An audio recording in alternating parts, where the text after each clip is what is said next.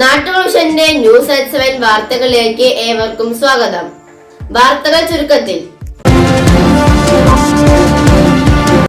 ചെത്തല്ലൂർ പനംകുറിശി ഭഗവതി ക്ഷേത്രത്തിൽ താലപ്പൊലി ആഘോഷം 12-ന് ചൊവ്വാഴ്ച നടക്കും.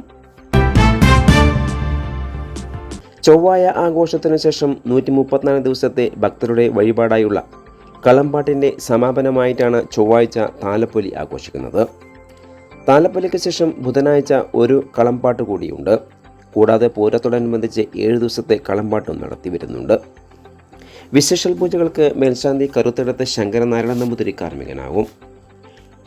രാവിലെ കൊട്ടിയാരികൾ ചടങ്ങ്, വൈകിട്ട് തിറ, വാദ്യം, ആന, വെളിച്ചപ്പാട് എന്നിവയുടെ അരിയറ ചടങ്ങിനായി ആലിൻചുവട്ടിലേക്ക് എഴുന്നള്ളിപ്പ്, തുടർന്ന് മേളത്തോടെ തിരിച്ചെഴുന്നള്ളിപ്പും പ്രദക്ഷിണവും ഉണ്ടാകും. വൈകിട്ട് കളംപൂജ, കളംപാട്ട്, കളമെഴുത്ത് എന്നിവയ്ക്ക് പൈങ്കുളം മുരളിക്കുറുപ്പ് നേതൃത്വം നൽകും.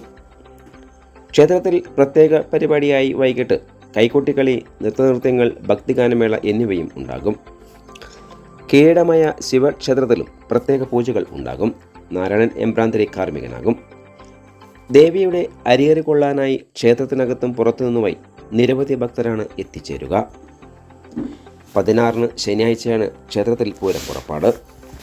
പഞ്ചവാദ്യത്തിൻ്റെ അകമ്പടിയിൽ ദേവി ആദ്യമായി ആറാട്ടിനിറങ്ങും.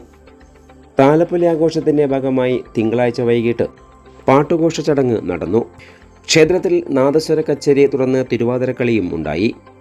സന്ധ്യാവേള, തായമ്പക, കേളി, കൊമ്പ്, കുഴൽപ്പറ്റ്, മുല്ലക്കൽപ്പാട്ട്, കളംപൂജ, കളംപാട്ട്, ഇടക്കപ്രദക്ഷിണം, മേളം എന്നിവയും ഉണ്ടായി.